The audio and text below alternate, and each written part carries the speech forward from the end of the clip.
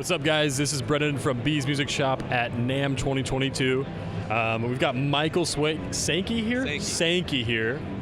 And these are some of the more eye-catching guitars that we've seen in this whole boutique guitar booth, so we had to stop and talk a little bit about them. So we're going to start with this blue guy here. And I know, like, first you kind of said something about the 3D printed, the metal printing or something like that. Yeah. The hardware on this stuff, I mean, if you're making headless guitars, you don't have a lot of choices for like tuners and stuff. So I designed my own, and I have it made by a 3D printing process. So that's 3D printed bronze for the printed stuff, yeah. I didn't know that was a thing, honestly, but that's very cool. And then is like that, is this guy? Yeah, that's 3D printed as well.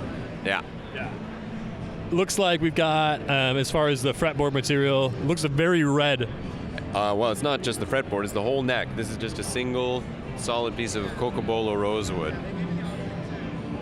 So it's like, it resonates beautifully. And made it to a walnut, or a maple burl body, dyed blue, because why not?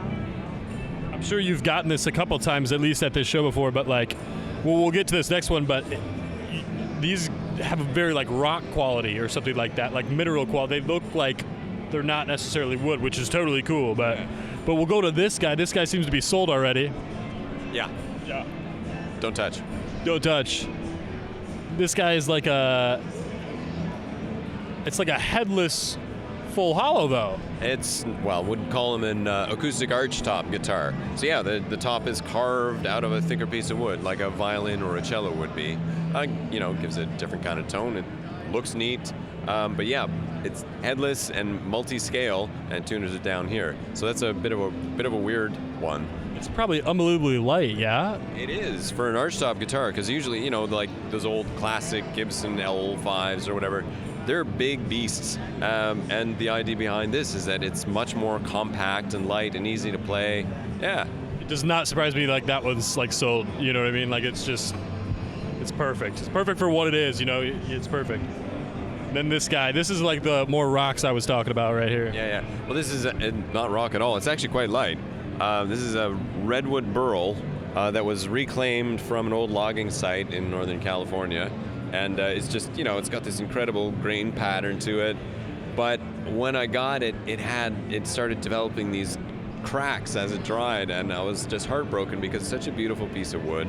So I thought I can turn this fault into a feature that's like, so I put in these, what do you call them, butterfly dovetails, and they hold the crack tight. They make the piece of wood act like one solid piece of wood, and I think they look really neat. Absolutely. Yeah. Like little bow ties. Yeah, little bow ties or butterflies or whatever you want to call them. Absolutely, dude. That is unbelievable. The 3D printed metal is something that we haven't really seen. I don't think. Are you aware of anybody else that has anything like that going? Or?